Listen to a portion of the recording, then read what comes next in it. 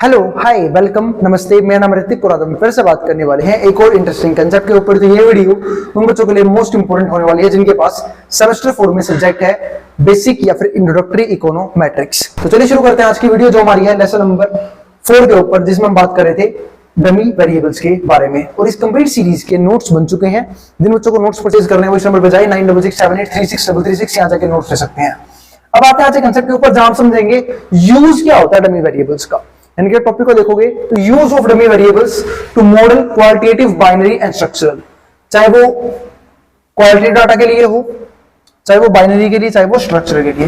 पहला मैं तीनों के बारे में बता देता हूं। देखो अब हमें सिर्फ ये समझना है, अब तक हमने हर टाइप के डमी वेरिएबल्स देख लिए हैं। अब हमें समझना है कि हम इसे यूज कैसे करते हैं अलग अलग तरह के डाटा में, चाहे वो हमारा क्वालिटेटिव डाटा हो। सबको पता है डाटा दो तरह के होते हैं, क्वांटिटेटिव और क्वालिटेटिव। और क्वालिटेटिव डाटा में हमारा डमी वेरिएबल काफी हेल्प करता है। क्योंकि क्वालिटेटिव का मतलब क्या है, जब भी हम क्वालिटीज के बारे में बात करते हैं, है ना, जैसे कि ब्रेवरी, ऑनेस्टी, ये सब कुछ क्वालिटीज होती हैं। जब हम इनके बारे में बात करते हैं तो हम बोलते हैं क्वालिटेटिव डाटा। या फिर जब हम बात करते हैं बाइनरी डाटा की, बाइनरी डाटा का मतलब क्या है, जहां से दो कैटेगरी है। जैसे कि अगर मैं स्कूल्स के बच्चों का नाम लूं तो बॉयज और गर्ल्स, ठीक है। अगर अडल्ट का नाम लूं मेल और फीमेल, या फिर जहां पे भी दो कैटेगरी की बात होती हो तो उसको क्या बोल देंगे, binary.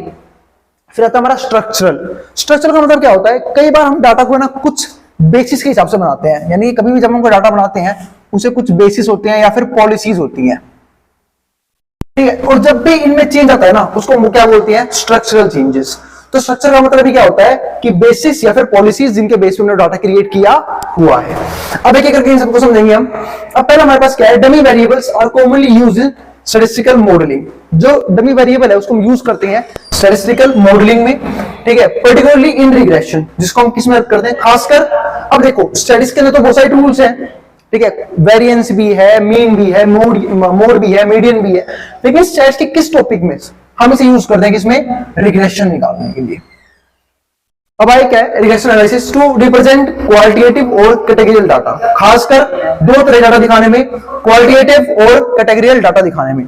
They are particularly useful when dealing with binary और structural changes in data। और खासकर ये जो है ना डील करता है किसके साथ, बाइनरी और स्ट्रक्चरल चेंजेस इन डाटा। यानी जब हम लोग चेंजेस करने हो, या तो हमें चेंज करना है बाइनरी चेंज या हमें करना हो स्ट्रक्चरल चेंज। अब बाइनरी का मतलब क्या है, जहां पे दो कैटेगरी है किसी भी डाटा के अंदर, जहां पे सिर्फ मात्र और मात्र दो कैटेगरी है, चाहे मेल फीमेल हो, बॉय गर्ल हो, ठीक है। और स्ट्रक्चरल चेंज तो दो तरह के चेंज होते हैं, बाइनरी चेंज या स्ट्रक्चरल चेंज। उन दोनों को चेंज को दिखाने के लिए हम भी से यूज करते हैं, किसको, डमी वेरिएबल को। आएगा तो हमारा यहाँ पे एक एक करके सारे चेंजेस को पढ़ते हैं, जिसमें से पहला है बाइनरी वेरिएबल्स। अब समझते हैं बाइनरी वेरिएबल क्या होता है। तो consider a variable like gender. मान लो कोई वेरिएबल लिया हमने, जेंडर लिया, जिसके अंदर हमने दो कैटेगरी ले ली जेंडर के अंदर। एक कैटेगरी ली हमने किसकी, मेल की, और एक कैटेगरी ली हमने यहाँ पे फीमेल्स की। अब दो कैटेगरी ली है जेंडर वेरिएबल्स के लिए। अब हमें समझना है इनमें चेंजेस कैसे आते हैं, तो मेल फीमेल। तो डमी वेरिएबल का मतलब क्या है कि हम यहाँ पे ना यूज करेंगे बाइनरी डमी वेरिएबल, क्योंकि यहाँ पे दो ही कैटेगरी है, मेल और फीमेल। अब मैंने आपको प्रीवियस वीडियोस में बात समझाई थी कि जब भी सिर्फ दो कैटेगरी होती है उसको हम बोलते हैं बाइनरी। लेकिन वहां पे जो नंबर ऑफ डमी वेरिएबल्स होते हैं वो होता है सिर्फ एक। क्योंकि मैंने आपको ये बात समझाई थी कि जब भी जितने भी डमी वेरिएबल्स होते हैं ना, हम हमेशा उससे, मतलब जितनी भी कैटेगरीज होती हैं, हम हमेशा उससे एक कम डमी वेरिएबल यूज करते हैं। तो यहाँ पे दो ही कैटेगरीज है, तो मैं यहाँ पे सिर्फ एक ही डमी वेरिएबल यूज कर सकता हूँ, चाहे वो मेल को लेके हो, चाहे वो फीमेल को लेके हो, ठीक है। और एक को हम क्या मानेंगे, अपना रेफरेंस कैटेगरी। अब यहीं पे देखो बाइनरी वेरिएबल के अंदर consider a variable like gender which has two categories, male और फीमेल। डमी वेरिएबल का मतलब क्या है, क्रिएट अ डमी वेरिएबल, जिसको क्या बोलते हैं, indicator variable, that takes value 1 for one group यानी कि वन कैटेगरी, और 0 फॉर अदर कैटेगरी। क्योंकि मैं आपको ये बात समझाई थी कि डमी वेरिएबल्स के पास सिर्फ दो ही वैल्यूज होती हैं, या तो 1 होगा या फिर क्या होगा, 0 होगा। that takes value 1 for one category. Example female के लिए मान लो हमने 1 ले लिया, तो दूसरे के लिए क्या हो जाएगा अपने आप ही 0 फॉर अदर कैटेगरी। अब आता है हमारा रिग्रेशन मॉडल। अब इसके रिग्रेशन कैसे निकालते हैं वो समझते हैं, यानी कि रिग्रेशन मॉडल कैसे बनाते हैं वो समझते हैं। तो include this dummy variable in your regression model. और फिर जो भी हमारी वैल्यू है ना, इसको क्या करते हैं, इंक्लूड कर लेते हैं किसमें, अपने रिग्रेशन मॉडल में, to account for structural change in data. तो हम क्या देख सके, स्ट्रक्चरल चेंज देख सकें किसके अंदर, डाटा के अंदर। यानी कि जैसे ही हमने डमी वेरिएबल्स यूज किया, अलग अलग कैटेगरी के लिए अलग अलग वैल्यूज को यूज किया, उसको हम इंक्लूड करते हैं रिएक्शन मॉडल के अंदर। और रिएक्शन मॉडल के अंदर यूज करने का हमारा काम ये होता है ये चेक करना कि उसमें किसी प्रकार का स्ट्रक्चरल चेंज यानी कि पॉलिसी में कोई चेंज आया है या नहीं आया है, उस चीज को हम क्या बोलते हैं, स्ट्रक्चरल चेंज चेक करना। फिर आता है हमारे पास डिपेंडेंट वेरिएबल। देखो हम सब जानते हैं डिपेंडेंट वेरिएबल का मतलब क्या है कि जो अफेक्ट होता है इंडिपेंडेंट वेरिएबल्स की वजह से। तो अगर मैं डिपेंडेंट वेरिएबल यहां पे मान रहा हूं जिसको हम दिखाते हैं y से, तो ये बराबर आएगा बीटा नॉट, जो मानते हैं क्या होता है इंटरसेप्ट टर्म। फिर आता हमारा बीटा 1 मल्टीप्लाई में x1, तो ये हमारा है स्लोप और ये हमारा क्या है पहला इंडिपेंडेंट वेरिएबल। बीटा 2 मल्टीप्लाई में जेंडर डमी, यानी कि हमने जो डमी वेरिएबल चूज किया किसके लिए, जेंडर के लिए। और ये हमारा यहाँ पे क्या है एरर टर्म। अगर मैं बीटा 2 की बात करें तो बीटा 2 क्या होता है, रिप्रेजेंट करता है एवरेज डिफरेंस, ये रिप्रेजेंट करता है average difference in dependent variable between the two gender categories. मतलब ये दिखाता है कि एवरेज किस रेट से डिफरेंस आ रहा है डिपेंडेंट वेरिएबल के ऊपर between the two gender categories, दो जेंडर की कैटेगरीज के हिसाब से। क्योंकि देखो अगर दो जेंडर की कैटेगरीज है तो हमारे पास क्या एक तरह से दो वेरिएबल्स है, दो तरह के डाटा होंगे। अब दोनों में डिफरेंस आ सकता है एवरेज में, तो वो डिफरेंस कितने का आ रहा है वो चेक करना हमारा यहाँ पे क्या है काम है। फिर आगे क्या आता है हमारे पास स्ट्रक्चरल चेंजेस का यहाँ पे क्या मतलब है वो समझते हैं। तो दूसरा आता है स्ट्रक्चरल चेंजेस। तो इस बात का मतलब ये है कि data for a period after the implementation of new policy. इसका मतलब है कि दो तरह की वैल्यूज होती है यहाँ पे, एक जब भी हम डाटा को एक पॉलिसी से पहले देखते हैं और एक जब पॉलिसी को इंप्लीमेंट करने के बाद देखते हैं। सपोज करो पहले कोई ना कोई हमने बेसिक्स उठाया हुआ था, ठीक है, फिर कोई ना कोई पॉलिसी यूज की हुई थी किसी भी डाटा को बनाने के लिए और सडनली उसमें एक चेंज किया गया है, तो वहां पे दो वैल्यू कैलकुलेट करते हैं, एक चेंज होने से पहले वाली और एक चेंज होने के बाद वाली। इसी को हम क्या बोलते हैं स्ट्रक्चरल चेंजेस। ऐसे यहां पे देखो तो data for a period before and after the implementation of a new policy. अब इसमें एक टॉपिक आता है डमी वेरिएबल। अभी हमारा स्ट्रक्चरल चेंज, देखो फर्स्ट हमारा क्या था बाइनरी वेरिएबल जो हम पढ़ चुके, दूसरा हमारा स्ट्रक्चरल चेंज। अब इसमें क्या है वो समझते हैं। तो ये तो हमने देख लिया। अब डमी वेरिएबल का मतलब क्या है यहाँ पे वो समझते हैं। Create a dummy variable that takes value 0। हमें यहाँ पे क्या करना है, क्रिएट करना है डमी वेरिएबल, ठीक है, जिसकी वैल्यू क्या हो 0 हो for a period before the policy change. किसके लिए, पॉलिसी चेंज होने से पहले के लिए। और हम एक वैल्यू रखेंगे 1 पॉलिसी चेंज होने के बाद के लिए। मतलब 0 हमारी वो वैल्यू होगी स्ट्रक्चरल चेंज के अंदर जो पॉलिसी चेंज से पहले ली गई थी, और 1 हमारा वो डमी वेरिएबल होगा, वो वैल्यू होगी जो हम पॉलिसी होने के बाद लेंगे, यानी कि आफ्टर इंप्लीमेंटेशन ऑफ पॉलिसी। तो यहां पर लिखी है for the period after the policy change. इसके बाद हमारा आता है अगला काम, वो है रिग्रेशन मॉडल कि हमें रिग्रेशन मॉडल कैसे बनाना है। इसमें हमारा include this dummy variable in your regression model.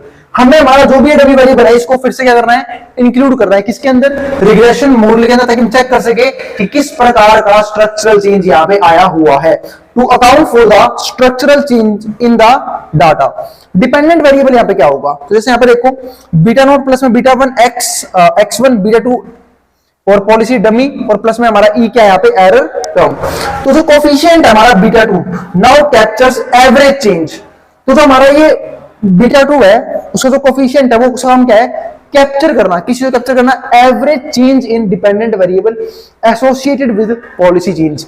यानी कि पॉलिसी चेंज होने के साथ साथ जो हमारे डिपेंडेंट वेरिएबल है उसमें किस प्रकार का चेंज आया है उसको हम क्या बोलते हैं यहाँ पे कोफिशिएंट बीटा 2।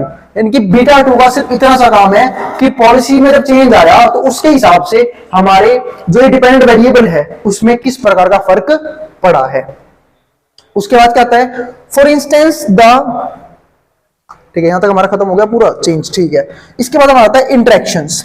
अब इंटरेक्शन का मतलब हम प्रीवियस वीडियो में पढ़ चुके हैं। इंटरेक्शन का मतलब क्या होता है कि किस तरीके से डिपेंडेंट वेरिएबल रिलेशनशिप में है किसके साथ, इंडिपेंडेंट वेरिएबल के साथ। यानी कैसे कैसे इंडिपेंडेंट वेरिएबल में चेंज डिपेंडेंट वेरिएबल की वैल्यू को भी चेंज कर देता है, उसको क्या बोलते हैं इंटरेक्शंस।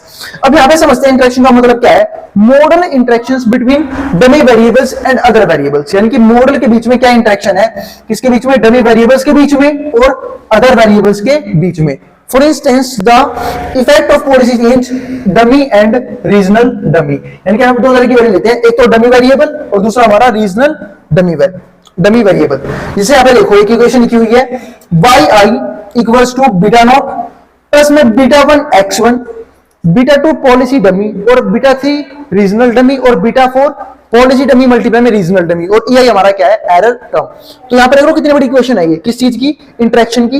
दो बताता हूं, जहां पे हमारा बीटा नोट क्या है, इंटरसेप्ट टर्म, बीटा वन है हमारा स्लोप, x1 क्या है, first independent variable, beta two हमारा दूसरा स्लोप, ये हमारा है पॉलिसी डमी, बीटा थ्री हमारा रीजनल डमी। दो तरह की डमी यूज करते हैं, पॉलिसी और रीजनल, ठीक है। बीटा फोर, देखो रीजनल का मतलब क्या है कि आप किस कैटेगरी की बात यहां पे करने वाले हो, किस रीजन की बात कर रहे हो डाटा के अंदर, और पॉलिसी का मतलब कि स्ट्रक्चरल चेंज की वजह से क्या चेंज आने वाला है। और जो बीटा फोर है वो दोनों कॉम्बिनेशन है, पॉलिसी डमी मल्टीप्लाई में रीजनल डमी, और जो ये EI है वो दिखाता है एरर टर्म को, कि गलती होने के चांसेस यहां पे कितने हो सकते हैं।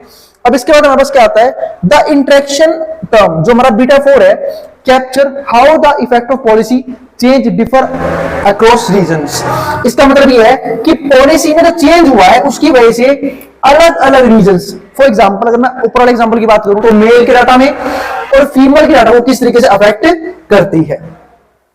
और नोट में क्या है इसके, dummy variables are a powerful tool. अब देखो हमने इसे पूरा पढ़ लिया, डमी वेरिएबल यूज कैसे करते हैं और कहां कहां पे यूज किया जाता है। अब इसको समझते हैं, dummy variables are a powerful tool, ये काफी पावरफुल टूल है to handling categorical and structural changes. क्या दिखाने के लिए, categorical and structural changes in regression models, ठीक है, in regression models allowing for a more nuanced understanding of the relationships in the data। ताकि क्या दिखा सके, ज्यादा वैल्यूज प्रोवाइड कर सके, किन चीजों के लिए, रिलेशनशिप और डाटा के लिए। तो ये हमारा यहाँ पे कंप्लीट टॉपिक, और ये हमारा हो चुका है यहाँ पे पूरा वीडियो खत्म। अब इसको जो होता है बता सकता मैं बोर्ड के सामने से।